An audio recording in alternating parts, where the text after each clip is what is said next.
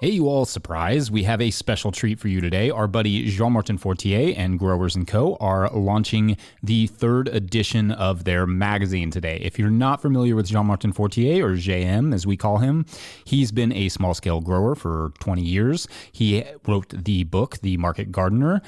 He's an amazing farmer and mentor to me and has been sharing his farming practices all over the world. But one of his latest endeavors has been Growers & Co. magazine. You're familiar with Growers & Co.? They make amazing farmer apparel and have been a huge supporter of our work, but the magazine celebrates how small-scale farming is changing the world and tells the stories of all the amazing things growers are doing as farmers, as activists, as seed keepers, as home gardeners, to make sure their communities have access to healthy, clean, and beautiful food. All that to say, in this special edition of the podcast, JM is going to be speaking to some of the amazing growers that are featured in the upcoming magazine. So we hope you enjoy this special episode, and make sure to check out the Growers & Co. Instagram for your chance to win a free magazine. All right, let's get into it. Take it away. Hey everyone, my name is JM. And I'm Mel. I run and direct the work that we do at Growers & Co., which includes the magazine, but also the functional farmware and market gardening tools that we create. So everyone at Growers is really involved in creating the paradigm shift, and we launched Growers & Co. magazine last year to tell the stories of those who are making real-world change by feeding their communities with healthy food, local foods. And the launch of the next edition, this is really cool, will be October 20th, and today we'll be speaking with 4 amazing growers who've been part of the regenerative organic movement in their own ways for quite some time. Yeah, we're going to learn a lot about the authentic roots of regenerative practices. We connect with Brenda from Black Sheep Farm, how she's taking more of a natural and balanced approach to farming.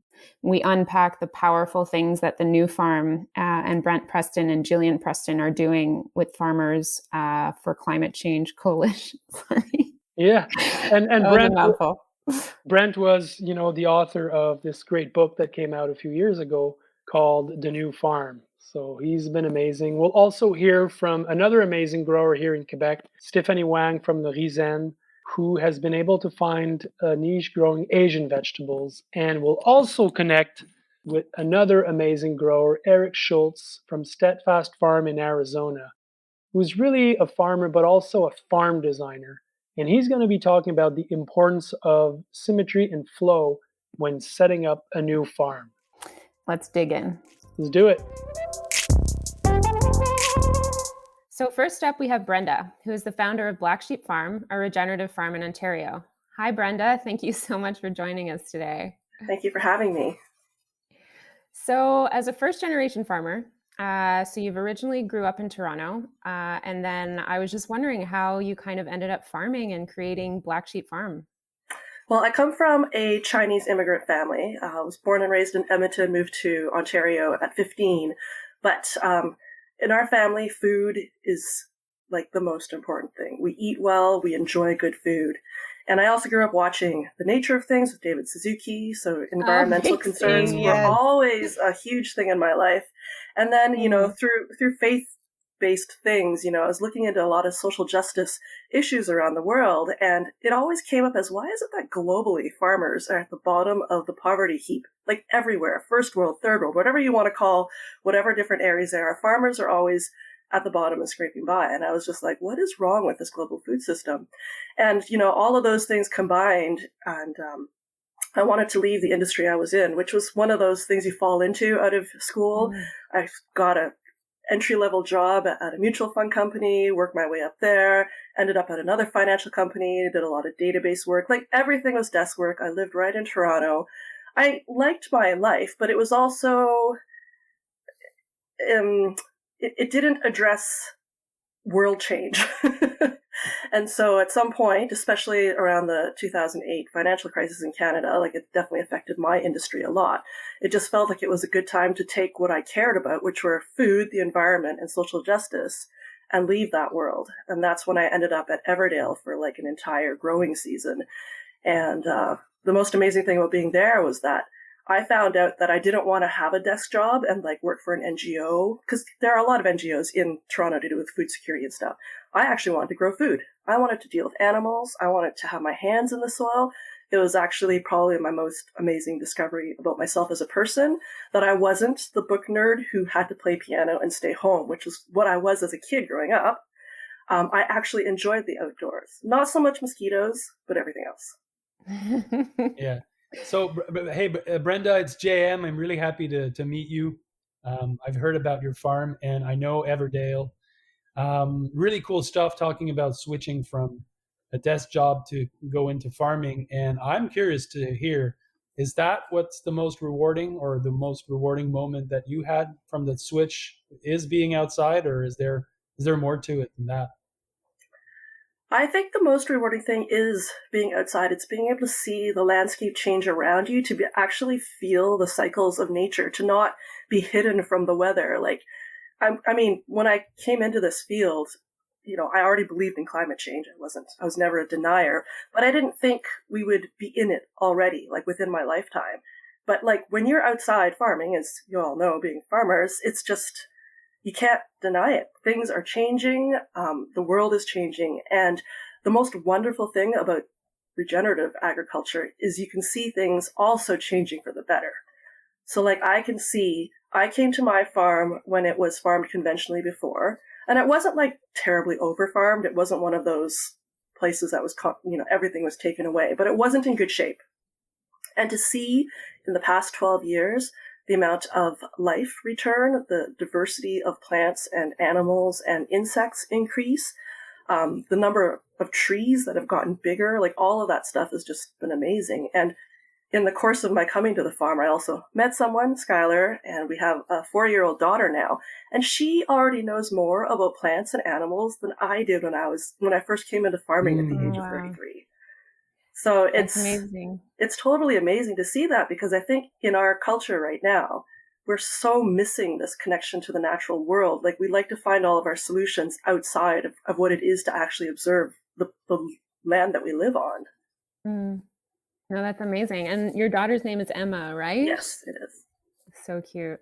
So I know that you mentioned also in the magazine, just this connection, and also in the conversation, just this connection with kind of the natural world. And how has it kind of inspired you or the different things that you do on, let's say, Black Sheep Farm, to kind of bring that into play?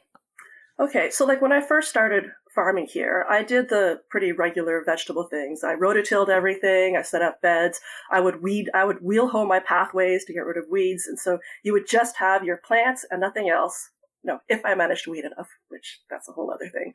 But, and that was pretty standard for me for many years. I just looked at some pictures from 2016, and it's kind of crazy to see the field as it was then compared to what it is now. Combination of things have happened, just more reading and more understanding over the years about soil health, understanding more about how much having roots in the ground and the soil exudates really feed soil life, as opposed to having nothing on the surface or not even mulch or anything else. And also having more information about the fungal networks that are out there. And how much those get destroyed by tilling. So a combination of those, reading a couple books, I can't remember, I think there's a No-Till Market Garden came out a few years back, and then Jesse Frost's latest one, I just read that over the summer as well. It's just long-term, I would like to also find a way that is less burdensome on my body, because I still like doing this work. I'm not interested in hiring people to do it while I sit at home and do all the marketing on my computer. That's the world I left, right? But I also have to acknowledge that I'm older, and I want to fight less with nature and work more with her. So I think that observing all these things over the years, I feel that watching how things have changed at my farm, with the sheep grazing them, with cover cropping, with leaving soil untilled, how much that has changed water retention, how much that has changed just soil life, everything else. It's led me to the point now where we're going with a no-till vegetable garden. partly also to put more acres into sheep grazing, because before my garden was spread over a 5-acre field that was split into like 1-acre parts that went through a 4-year cycle for vegetables. So I used to have like 1 acre that got tilled every year for vegetables, and then the other acres were put into cover crops on a 4-year rotation. And that definitely worked well for a long time, and it's still a good system, but we wanted to take the next step.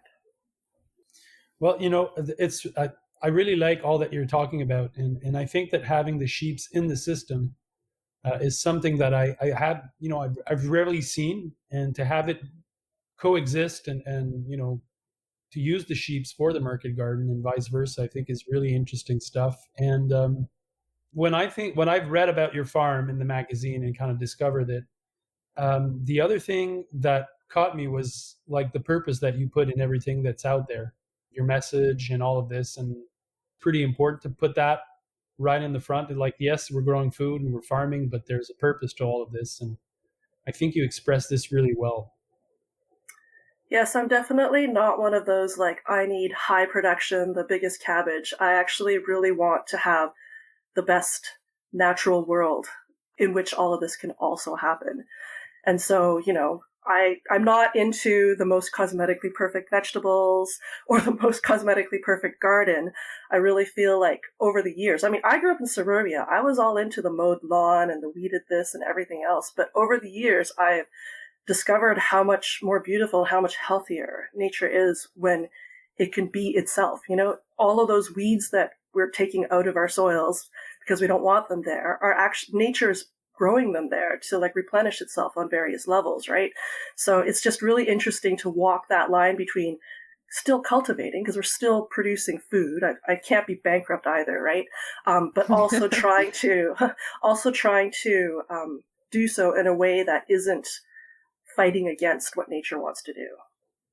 Yeah, it's such a beautiful perspective too. You're really trying to get that balance and that core love for everything natural and just have it kind of grow together, which leads me to my next question about community and how I feel like, at least from reading what's in the magazine, like you've really built like a community around the farm. I think I've been very lucky coming out here. When I first came out here, there were maybe a couple farms, and everything around here is like far apart. Everything is at least a half-hour drive at highway speeds away. So we're talking about a spread out group of farmers. But over time, we've all found each other, through ecological groups or whatnot. And like within a half-hour, circle of me, I do have a good group of farmer friends to discuss this. And, and a lot of them are doing very similar things to me. 4 of us all went no-till in the same year. And it wasn't because we actually chose to do it together. It just naturally came out of our shared conversations as farmers who are supporting each other. So it's really great that there are quite a few people in Grey County, because I think Grey County has a lot of smaller farmers. We have what's called more marginal farmland and maybe smaller pieces, more hilly, definitely a lot more suited to grazing. And so there's a lot more of like the sort of intensive small acreage market gardens going along with grazing. And this has been kind of a wonderful thing to find people out here who are into that as well. I think the world needs more of this. And that's our motivation to do Growers and the magazine. And so happy that you're in it. Thanks for doing this. Yes, thank you so much. And also, where can people find out more about Black Sheep Farm? We are not the most social media savvy. We do have a website, which is called justblacksheep.com. We're also on Instagram at FarmBlackSheep, and on Facebook. I think the links are all on the website. But thank you so much, Brenda. Thank you. So you and I, JM. I can only see JM. Okay, perfect. So next up, we have Brent Preston, who set up an organic farm called The New Farm in Creemore, Ontario, with his wife, Jillian. Some of you may have seen Brent's TED Talk or even have read Brent's book, also called The New Farm. But I would love to hear about how you got started into farming. Hi, Brent. Hey, Mel.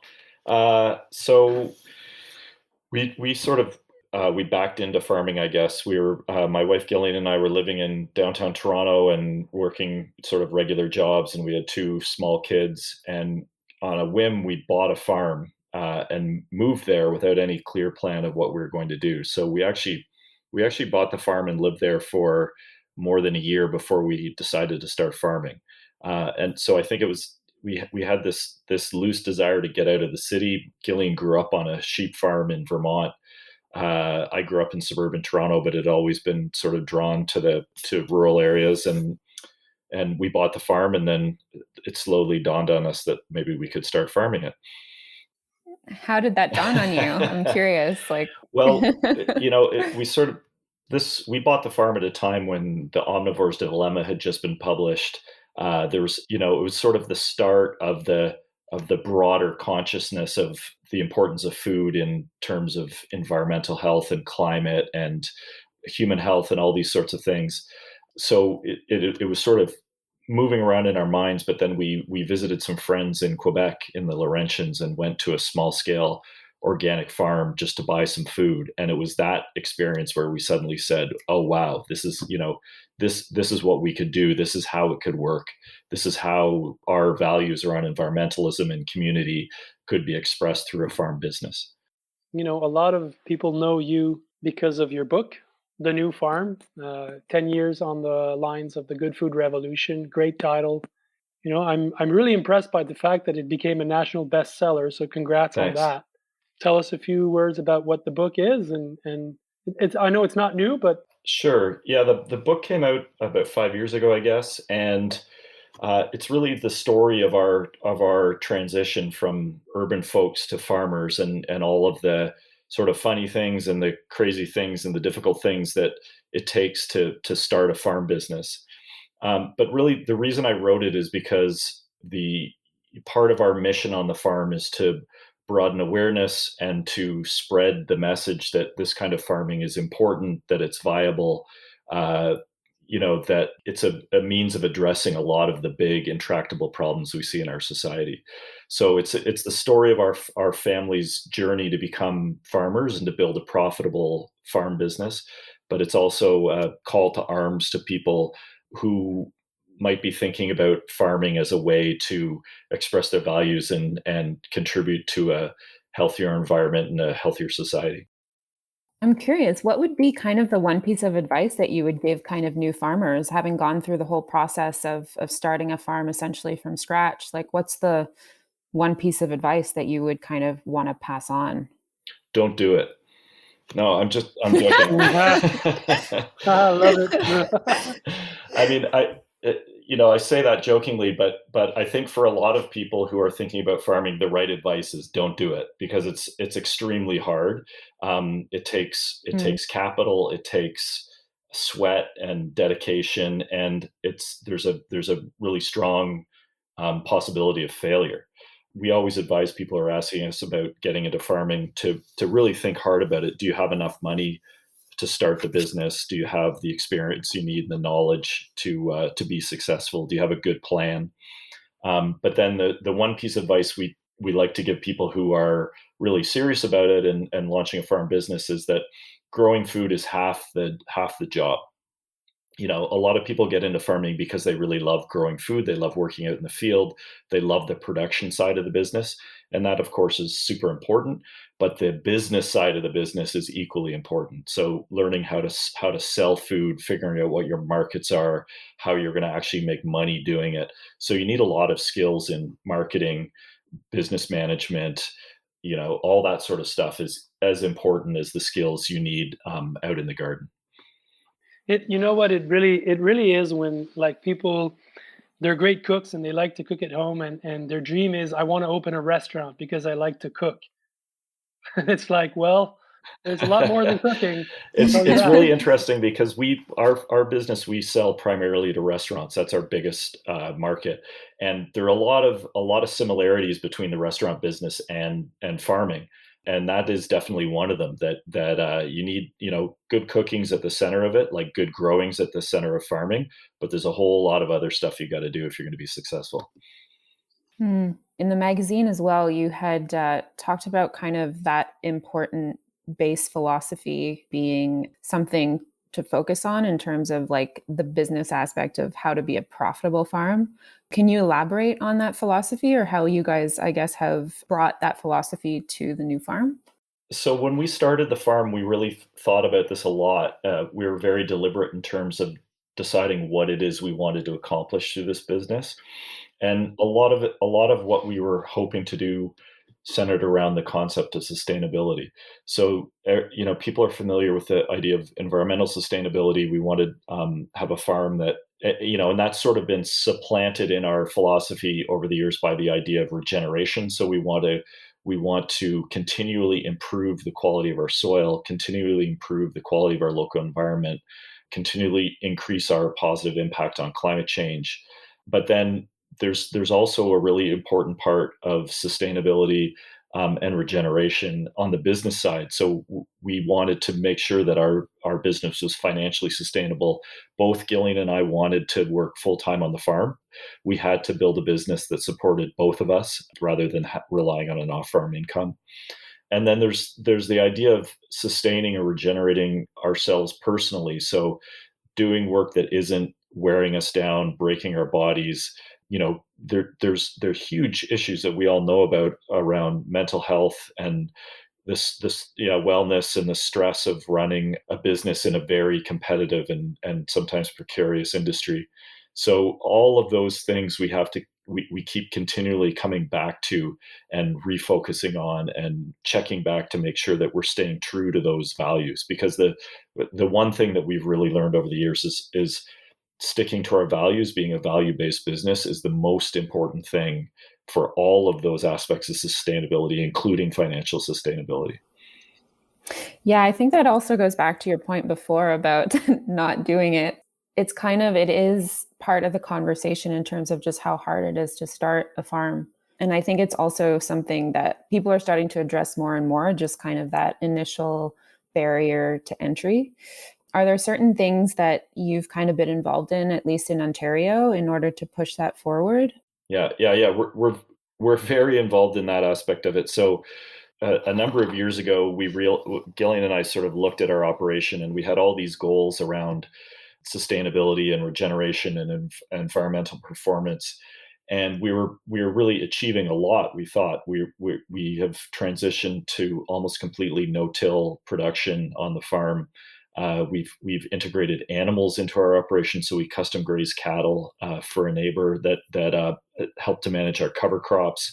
We're really sort of, I think, honing our craft in terms of farming in an environmentally and climate responsible way. But we realized that's not going to, just doing it on our little farm is not going to have any impact on these huge global problems. So we've really made a deliberate effort to look outwards to try to find ways that we can work to spread good practices, to encourage other farmers to improve their operations, to make this kind of farming more viable. So I've been very involved with the Ecological Farmers Association of Ontario, which has been around for more than 40 years and really works to spread that farm knowledge from farmer to farmer and to build a community of support for growers to learn from each other, to support each other. And that work I find incredibly satisfying, incredibly fulfilling, and I think it's really, really important. It's been almost everything we learned on our farm we learned from other growers, people like you, JM, and growers here in Ontario who were incredibly generous with their knowledge, and that's the way this sort of good food farming sector has been created. Yeah, I think that's so true. I actually when I was speaking to EcoFarm a few weeks ago, or in the magazine also, they mentioned Farms for Change. I was wondering if you could talk a little bit more about that event. So when we started farming, we were selling primarily in the farmers market in the village of Creemore, near where our farm is, and we started selling to restaurants, and we realized fairly quickly that almost all of our food was going to really wealthy people, that it was almost entirely rich people who were eating our food, which is not really part of it. I mean, we love our customers, but we wanted to make our food more accessible. But we didn't have the financial ability just to donate food. So we decided that we would hold a fundraiser, and we got a band in the barn, and we found a chef who would cook a meal, and we had, maybe 50 people in the barnyard. And that was 12 years ago. And so this fundraiser now has grown into an annual event where we have more than 1,000 people buying tickets, and 15 of the best restaurants in Southern Ontario, setting up stands on the front lawn, serving some really incredible food, and we've had amazing bands.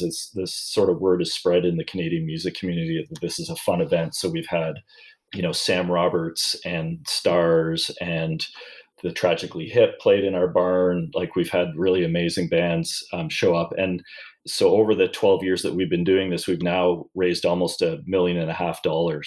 And all this money goes to buying food from small scale organic farms for use in good food organizations, food banks, and community food centers in Southern Ontario. And this community around good food of chefs, of eaters who really, people who really appreciate where the food is coming from and the quality of it. This community is really, really strong and really generous. So we've been all the bands and the chefs that come to the event donate their time, and it's all completely volunteer run. So it's really a lot of fun. I don't know if that was the situation where you are, but where I am, Brent, it's been kind of the reverse situation where, we work here with 20 chefs in Montreal, and, we're collaborating with them. But then because of COVID, it was kind of like the other way around. It's like for many years, it was kind of the chefs kind of helping us in a way to point in the direction of having people support local farms and, local produce. But because of COVID, it was like, pointing our customers to the fact that, man, they need to go back to the restaurants, and these chefs need a lot of support. Yeah, it was the same thing in Toronto. It was really painful to watch these folks who have been such great supporters of ours and who have been so generous supporting us, really suffering. So yeah, we've tried to do the same thing to encourage our customers to go back out to restaurants, and in the last sort of couple of months, things have improved a lot, but there's quite a few people who didn't make it. In ecology, we learned that perturbation or disruption equals regeneration, and so something's going to come out of it for sure. But yeah, and I think you're right that maybe there's an opportunity for a better restaurant sector to come back, because we all know that there's big problems with the model that we've had so far in terms of especially chefs being overworked and underpaid, and abusive work environments, and unsustainable work habits. So hopefully, I know that there are a lot of people who are re-examining the industry and saying, how can we come back with something better than we had before? So hopefully that'll happen. I definitely think so. I mean, it's all interconnected. I think the more that we can support each other too, I think that's the way to go about it as well. And it seems to be like a good start. So what's next for the new farm? Well, what's next is, our big focus right now is on a new coalition that you may or may not have heard of called Farmers for Climate Solutions. So the Ecological Farmers Association that I'm involved with is one of the founding members, but it's a coalition of farm organizations across the country that have gotten together over the last year and a half to advocate for better climate policies in agriculture. So I've actually taken a leave of absence from the farm starting about a month ago to work full time as the director of the coalition, because our director's gone on maternity leave. So for the next year, I'm not going to be farming. I'm going to be working on farm policy. But Farmers for Climate Solutions now has 23 member organizations across the country. We represent more than 20,000 farmers and ranchers in Canada. And we've been pretty successful in our short period of existence in getting the federal government to recognize that there are really important pathways in agriculture to reduce greenhouse gas emissions, make our farming sector more resilient, and have farmers make a really positive contribution to the fight against climate change. So that's our big focus right now. Gillian's very much involved in that as well. Mel, we should definitely point out to everyone the links to that so that they can learn more about it. I think it's definitely a big part of our future as farmers is not only to be land stewards, but also to be kind of pointing the way to stewardship of land, i.e. like the world. And I think the fact that we've been working the land and doing what we've been doing, farming, I think there's something there that doesn't give us more morality, but perhaps a perspective that is more tuned in. So I really believe in an initiative like the one that you're doing, Brent. That's amazing. We'll definitely put more information in the show notes. Yeah, sure. So there's a website, farmersforclimatesolutions.ca, and people can go on that website and sign up a virtual pledge, either as a farmer or as someone who supports farmers. There's also a list of all the member organizations that are on there. So we have organizations that are some that are provincial, some that are national, but from coast to coast, there's a farm organization near you that is a member of Farmers for Climate Solutions that you can join, support, get involved with, because we need everybody on board for this fight. It's a huge fight, and it's an important one. That's amazing work. Well, I think that's the perfect place to leave it. I wanted to thank you so much for coming on and speaking with us about these great initiatives. It's my pleasure. It's been great talking to both of you, and really love what you both do, and glad to be part of it. Yeah, the article came out really well in Growers Magazine. You'll be really excited when you see it. How was the market this weekend, by the way? How did it go? Yeah, I'm really excited about the fact that some people are coming back to buy some of the bottle gourd that I've talked to you about. So it's a very new squash that I'm growing, and not many people know it. And everyone who sees it, basically they think it's going to be sweet and they'll be able to eat it raw, but you need to cook it. You need to put it in a soup or stew, something that will give flavor to it. So we've been telling people a few ideas of how to cook it, distributing recipes. And then it's so fun to see some people coming back, and even a family with children, very young children, like 5 years old, saying, "It was so good. We ate it last night." And Stephanie, tell me what vegetable are you talking about? Because this sounds fantastic. So it's called a bottle gourd. So in Africa, they will make it grow really ripe. And then the shell is going to become hard, and then they empty the inside, and then they make like music instruments. But here, everything I grow it for eating. So even like the loofah sponge, most people will make a sponge with it, but I grow it for eating because they're very delicious. And the thing is, if you let them grow on the vine, basically it's going to take all of the power from the vine. So you won't have as many fruits as if you grow it younger for eating, and they're going to be tender, sweeter. So your farm is called Le Rizaine, and it's based in my hometown of Fredericksburg, Quebec, and you specialize in Asian vegetables and that are not super well known. Yes. Tell us more. Just to start with the vegetables, so this year I grew about 20 plus vegetables. This year I played it really safe because I knew I'm going to have a very big season ahead. So I grew basically the vegetables that I've been growing for the past 6 years. Those that I know they grow well here, people like them. Just some of like a bottle gourd that I've tried to introduce, but I try to not introduce too many things at the same time because this is my livelihood. So you need to be sure that you can sell those vegetables, and every new vegetable takes time and before they get more popular. So yeah, building on what I've built in the past few years, and then continuing basically the same market, delivering to restaurants, grocery stores, and through a co-op that I'm a member of, Co-op Le Terroir Solidaire. So this is a co-op that allows me to deliver my producers to Montreal without going myself. So they deliver for me. So it's been a big help for me to just focus on what I do here and distribute more locally, actually. And in addition to Asian vegetables, I do many different kinds of kimchi that I do from my own Chinese cabbage, daikon radish, and other kind of cabbages, like bok choy, tatsoi. Basically, you can make a kimchi out of almost any vegetable. Kimchi is just a family that includes the different recipes inspired by the Korean kimchis. So it's very popular these days and in development. And we've had very interesting recipes that a friend of mine helped develop. So this year we're making pretty much the same kimchi as before, but the new thing is I did a lot of new sauces like pesto and different kind of sauce that you can use on anything, like a shiso and mint sauce, also a lime and chrysanthemum pesto. So these are kind of very original things, and it's been really exciting to put them on the market and see that people are really excited to try them.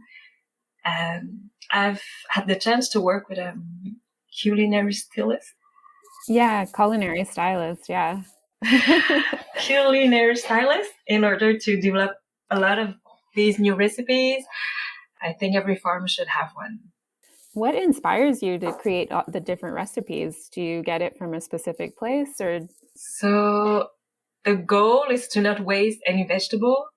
So if I see like I had too many green onions, and then I ask my culinary stylist to help me develop the recipe, and I give her ideas. So I gave her this idea of this Cantonese sauce that is very popular, made of green onions and ginger. But then she developed, her own very, very good recipe. So even though people say that, I can cook pretty well, but I don't really trust myself to that level to say, okay, I'm going to develop, a very standardized recipe that we can, that is just going to have the exactly balance for all of the flavors. That's amazing. How did you actually, I'm really curious to know, how did you start Le Raisin? Like, how did it come about? I was always attracted to the countryside because I grew up in Montreal, in the city. And my parents always brought us to different places to travel across Canada and the US. And then during my studies, I studied in sociology because I was really interested in the world, the social aspects, the political aspects, the economical aspects of different issues in the world. And I think I always was seeking a way to have an impact, to make a difference. And so I explored different fields. And then after my undergrad in sociology, I felt like that I wanted to know more about agriculture. I always liked food. I was doing dumpster diving in Montreal. So food was always in my life.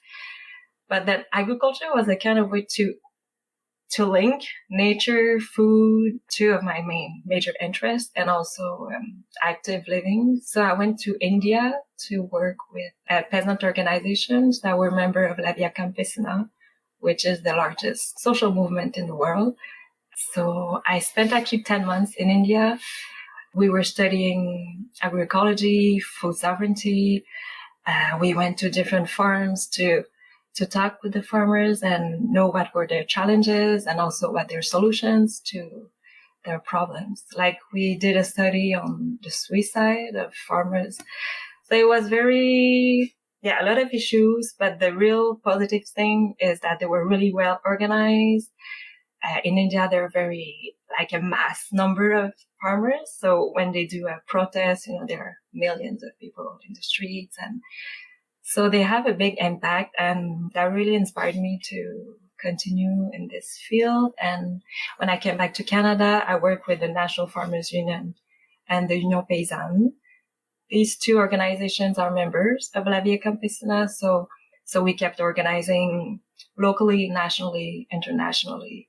And through all of those years, actually, where I visited farmers, talking about what policies we should put in place to change things, and then the idea to have a project of my own to grow Asian vegetables that would allow me to reconnect to my culture, because my parents are Cantonese, but they grew up in Madagascar and I grew up in Montreal. So the link is a bit far away. It was there, the interest is there, and I think it's really a nice way for me to learn about where I'm coming from, but also bring something new to the place I live. And when I decided to really know more about agriculture, so I worked on different farms. I did internships like at La Grenette with Jean-Martin Moudelaine. That was back in 2013. And then 2016, I moved to Frelichburg, and that was an insect farm where Bernard Alonso, he's a trainer in permaculture. Yeah, he wrote some books too, and he had a farm in Frelichburg growing insects, and he believed from the beginning, in the potential of Asian vegetables. Yeah, he always said that basically he was telling what the Chinese medicine is saying about vegetables and seasons, that, we should eat what naturally grows in season. In Asian vegetables, you had a lot of greens that grow really well in cool weather, that are very adapted to our climate. Yeah, I started from there. That's such an amazing start. So how do you also grow in the winter then? No, and from the start, I really focused on open field cultivation. I saw that, Jim, you were launching a book soon on winter gardening. That's really nice. I'm super happy that you're doing it, because I've not been in this way so far. I think I've really focused on open field because it needs less infrastructure. I have been renting land. Basically, I'm moving my garden now for a third time, so always starting from the beginning, but hopefully it's going to be the last one. Because I do a lot of food transformation, this really helps me to have basically year-long income. So I didn't see really the need for extending my season. I was quite happy to finish it when it's too cold and move to a different rhythm. So what are the types of things that you enjoy doing? You were just mentioning about wellness before. Yeah, well, I really like to do cross-country skiing, going outside. But to say the truth, it's never really whole vacations anyways. You have accounting and planification and grant submission, so a lot of computer work. And for a year and a half now, I've been working on a book that actually right now we're in the last revision of this project that I'm writing with my two sisters on Asian vegetables. Oh, wow. So I didn't know that. Oh, that's amazing. Soon I'll be asking. I will have pretty much the manuscript ready for final revisions. So yeah, it's very exciting. It's hard at the same time because I've been just farming for 6 years. So many things I don't know, but there are so many books already available out there on organic farming, on different techniques. So the goal here was really to bring our story, our family story, also just some of my experiments with those vegetables. We talk about 15 vegetables only. So I try to give some really precise things that really help me and basically what I do, and it works in this context. So I think it can help other people too. I think your story in terms of how you were able to kind of find your niche and create kind of your own line of products, I think a lot of growers would probably ask, how did it come about? Was it something you just kind of fell into? Yeah, well, it's an evolution from all of the things that I've done that are interesting me and the livelihood that I was looking for in the countryside, being outside, growing food. When you think about food as medicine or as, something that you eat 3 times a day and you want to eat healthy, there's a lot of controversy around meat, around wheat and different grains and fat and sugar. But vegetables are just, they're clean and you won't ever hear anything bad about them because they're so natural, they're very healthy. So, it's very fulfilling just to say that you're growing something really healthy for people to eat. You don't have to feel bad about it. You can be really proud and you can eat them directly from the field. And for me, I realize that it's a very big component of what motivates me to grow vegetables. It's what it allows me in terms of quality of access to really nice vegetables. And then to be able to be part of this network of alternative fruit producers, to be able to trade products for pasture, meat, and all kind of eggs, and everything that I need to live. Stephanie, listening to you, because I know you, like you said, you've been to my farm many moons ago, and I knew you from the village, and in many aspects, you're the talk of the town because. From all the farmers that are growing veggies in our community, you came up with something really novel and really different. Even doing the kimchi and the processed food, there's not a lot of growers doing them still. And so you're kind of pioneering that.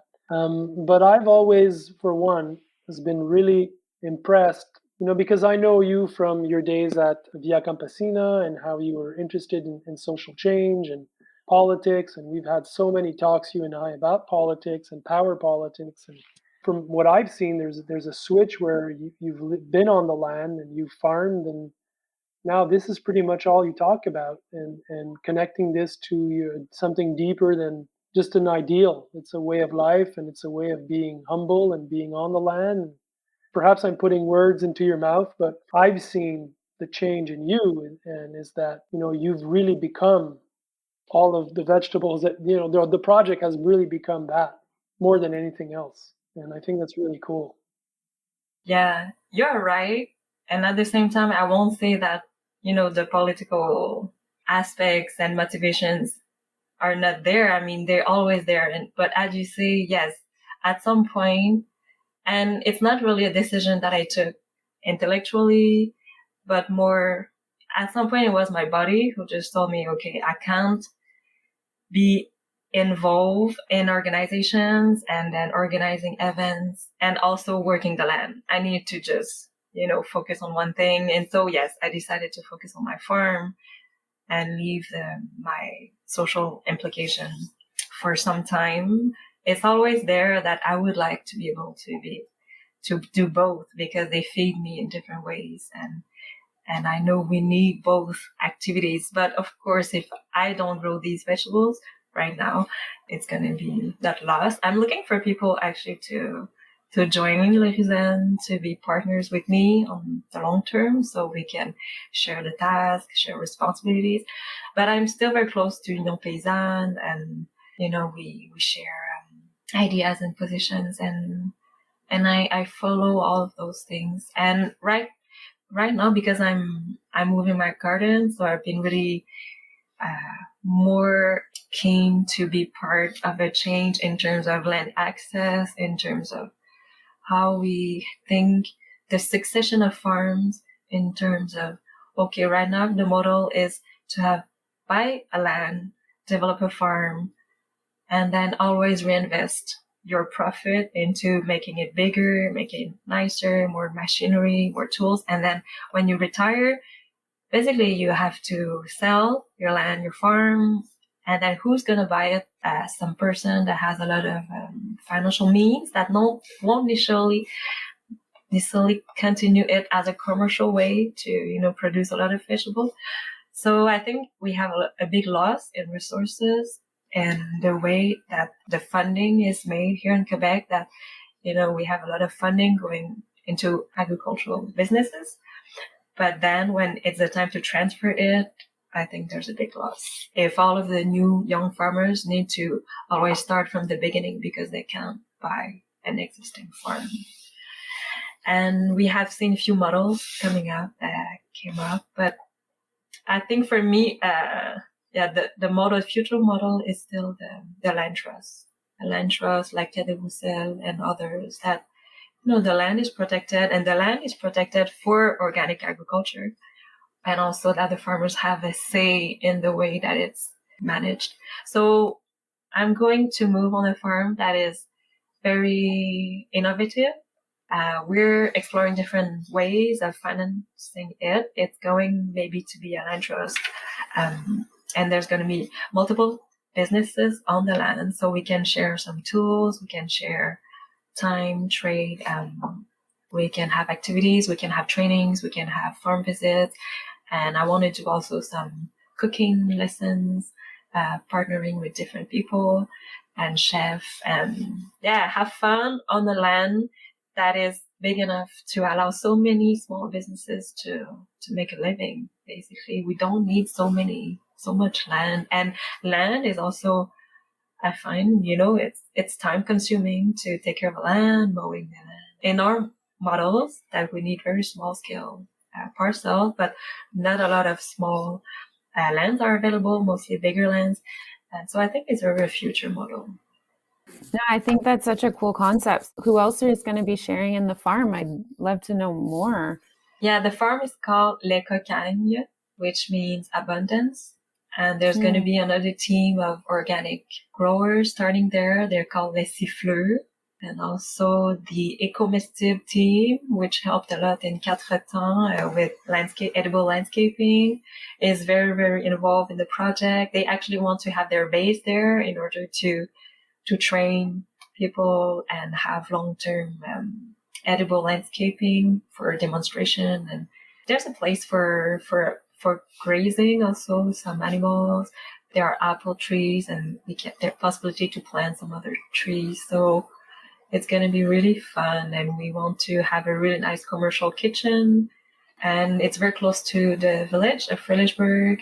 And also just behind, there's also a housing project, which is, I think, very essential to any kind of collective farm like that, because obviously you need to have space for people to live. And so this is why I think it's a complete in the sense that it can fulfill all of your needs as a person, as a collective. If all of your needs are fulfilled, then you can continue doing what you do as a farmer for a longer time. And this is essential for food sovereignty, to have access to good food on the long run.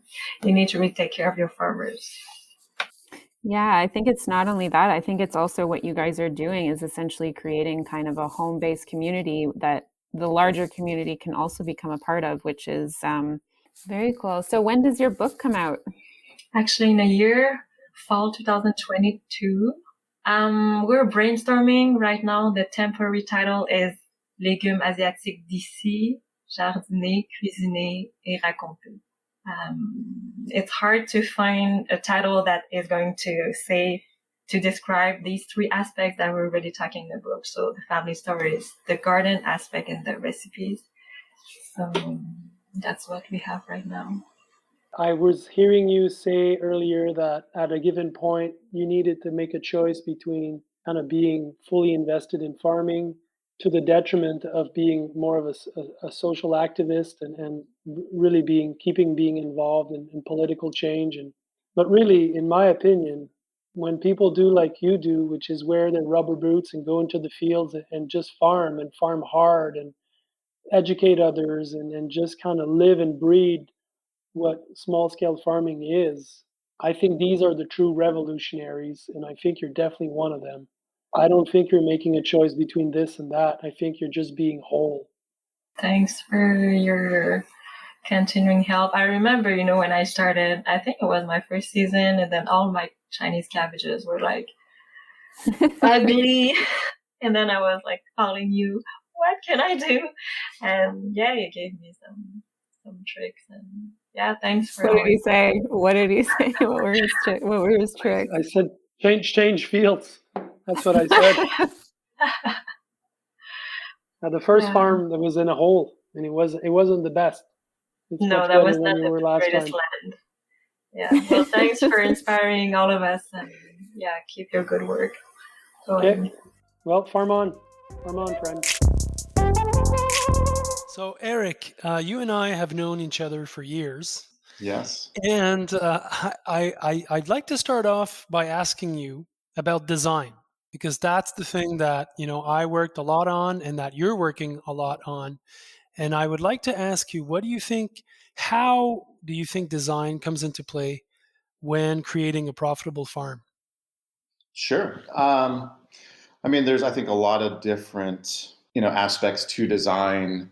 It can be beauty, it can be efficiency, it can be, flow. And so that, there's a lot of different priorities that play a role. And so it's really about defining what the farm is trying to accomplish. So, for our farm, we're in the middle of a suburban community. And so we're very public, people constantly walking around it and that. And so we're having to balance efficiency with beauty. We want it to flow well, but we want people, we have a sidewalk around all four sides of the farm. And so there's not really a back corner to hide, the ugly bits of the farm and the piles of trash or whatever. And so, there's a lot of, thought that goes into how that works so it can be a productive farm, but also, be an asset to the community.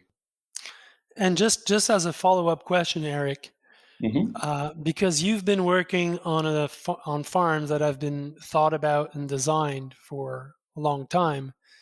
Could you imagine being on a farm where no design was done and things are just kind of improvised and popping up here and there? And yeah, absolutely. I think your piece of land has limitations in the shape of it and what's surrounding you, whether it's buildings or trees, woods and things like that. That's going to affect. And so sometimes there's just aspects that are out of your control, and you just have to make the best of it. But yeah, my first farm that I worked on and managed was essentially already designed, and there was a lot of inefficiencies in that design because it really wasn't designed by somebody that thought about those things. And so we had to work really hard to overcome those challenges. Every time we've designed a farm since, we're able to kind of refine that process and learn from the things that didn't work in the previous farms and continue to hopefully get better. And just so that people understand, when we're talking about designing farms, the farms that you're working are, can you describe these farms? These are like the few acre farms, market gardens. Can you tell us, just to specify that? Sure.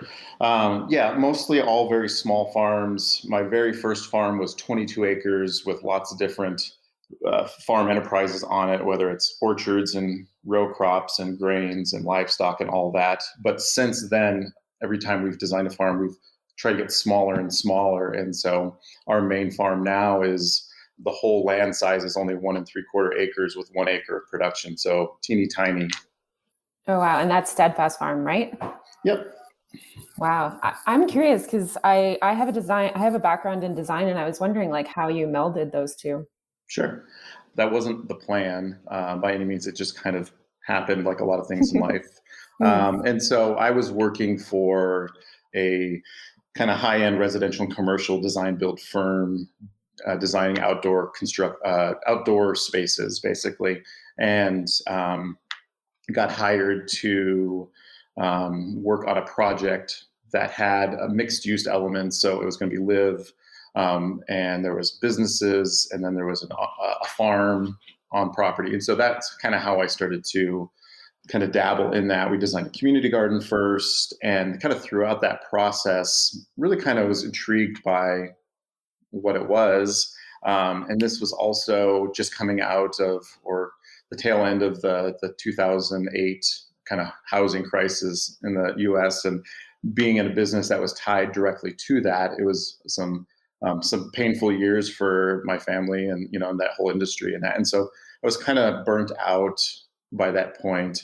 And so I decided kind of on a whim to try it out. They didn't have an operator of the farm that the project that I was working on. So I just decided to commit a few years to the project and see what I could do. It was known that project had been around for about 10 years and had been not profitable for any of those 10 years. And so my goal was, could I come in as somebody that wasn't really a farmer, somebody that didn't think like a farmer, and try to reinvent it and create new systems that would make it profitable. The innovators always are like that, Mel. They're always thinking outside the box because they're not from the box, Yeah. And I think I look at Steadfast Farm too, and I think it's also like one of the most beautiful farms, and also innovative in terms of the different aspects of things that you do, like the little market store that you have, the little kind of cafe that you also have. So you've really kind of thought out of the box in terms of what farming and that connection with, I guess, the community means. So I'm also curious a little bit too, if it's purposeful rather, and kind of was a goal of yours. Yeah, it definitely was purposeful, but we've been very conservative as we kind of eased into that, because I never want to, set up in a new community and expect that community to be my customers or assume that they want to support the farm. And that I think we got to work really hard, and I want them to have the choice to, if we prove ourselves worthy of their business, then. So yeah, we started, the farm, and then we opened a little store. That store is teeny tiny. It's only 160 square feet. So it's as small as it can get. And we were only open for, I don't know, like 16 hours a week, 3 half days, and we had very little products, in there. And but over the last few years, it's really kind of grown and grown, and now it is open 7 days a week, 7 a.m. to 7 p.m. every day. We've converted to this self-serve kiosk, so people can come in, grab whatever products they want without any employees kind of hovering over them, watching what they're doing. And we stock a bunch of other local goods from our friends that do other things that complement what we do. So we have our produce and flowers, but there's eggs and raw milk, bread and pastries and cheese and kombucha and cold pressed juice and on and on and on, tortillas and salsa and canned goods, and so it's like a little staple foods market of that represents our community and our friends, and we're just kind of trying to tell their story in that as well. And so that has really accelerated and become like a really big part of our business, which I never really anticipated that happening, but it's pretty exciting and stays very busy, which is fun. So we have a full-time person that's just kind of managing that now, because there's we have maybe 40 different vendors within that tiny space, and constantly, changing and finding new products and so on and so forth. And so that's great. It's right at the corner of our farm. And back in April, we opened up this little coffee trailer, which coffee has always been a passion of mine. And so it was fun to be able to kind of bring that together. And so the idea was we could put a coffee trailer, and we would love to have like a brick and mortar building, but this is just our bootstrap way of doing this, because it's much more affordable. It's parked there permanently. We have tables that are set up all around there with umbrellas, and people come and grab their coffee and they can sit and enjoy, a croissant. Or we do these breakfast tacos, which is kind of a very Austin, Texas thing that I've always been intrigued by. So we do these breakfast tacos, like little mini breakfast burritos, if you will. Sounds so good. Yeah. So people just kind of hang out. They can go walk the farm. They can go to the farm store. And so we're just trying to really build community around our farm, and, at the simplest level, reconnect people with where their food comes from. Yeah, I think the term community is definitely one that we've explored in multiple issues for Growers & Co., and is kind of a core to what we're trying to connect with. What are other ways that you've kind of connected with the community? Gosh, I mean, it's all through food, right? And so we do a lot of not a lot, but we do try to do lots of open house kind of farm days where people can come tour the farm. There's a lot of community events within the community that we're at, with like little festivals and things like that. So we try to be a part and just be good neighbors and support other local businesses within our community. For example, even in our store, there's several products that we sell that aren't just local to our city, but like there's several businesses within our actual community, that neighborhood, that are the owners of those businesses. And so we're hyper local in that sense. And so trying to give those folks a platform to sell their goods and that. So, but yeah, CSA, a little bit of education. We, pre-COVID, we teach a workshop once a year for farmers that would come and learn kind of from what we did. But we haven't done that in a couple of years now, and we'll see if we can get back to doing that again. Well, in all cases, for me, there's a lot of things that for me are really bright lights about Eric's work. But really, I think what stands out, especially when you are not farmers like him and I, that are really, we've been ingrained and breaded with, micro scale farming. This is what we do. But if you consider the impact of his 1.5 acre micro farm that it has in the community, it's just amazing.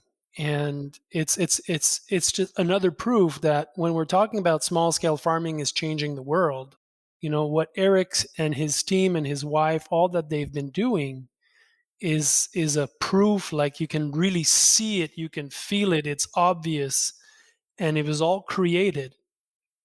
So it's not like if it's this old farm that's been there forever.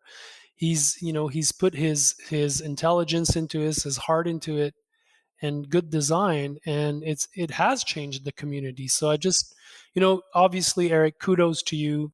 What really for me is the powerful message is that small scale farming, micro scale farming even, can really change the community. I think in the magazine, that's what really kind of comes across. And it's, it's a beautiful thing. All right, we hope you enjoyed that excellent series, and make sure to check out the Growers & Co. Instagram for a chance to win a free magazine. Huge thanks to the team at Growers & Co. for making this happen. Thanks to JM for this and for all his support, and Jackson for piecing it all together, as well as all the guests who lent their time and writing and experience to the magazine and to this episode. I feel like I need to add something about Growers.co.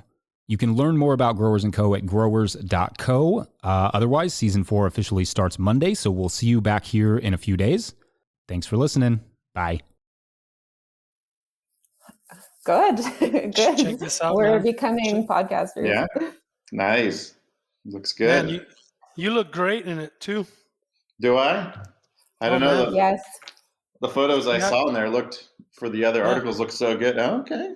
You have your eternal smile. Yeah. I love it. If you smile too much, it doesn't have the impact if you use it all the time. True. True.